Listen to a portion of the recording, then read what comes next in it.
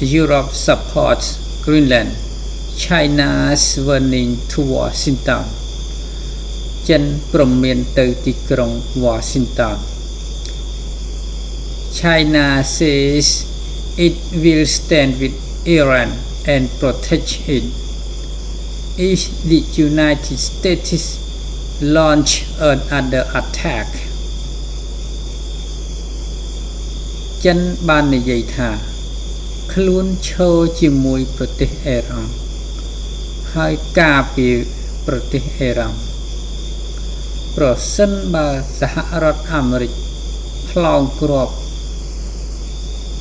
ធ្វើសង្គ្រាមដទៃទៀត East tensions between Washington and Tehran continue escalate.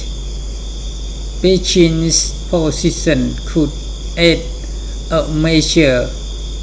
new dimension to an already volatile regional crisis. ប្រសិនបើភាពតានតឹង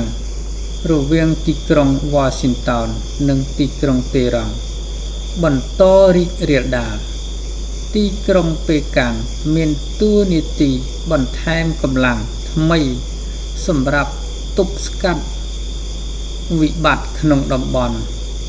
រួចជាស្រេច The big question is សំណួរដ៏ធំឥឡូវនេះ How far is China prepared to go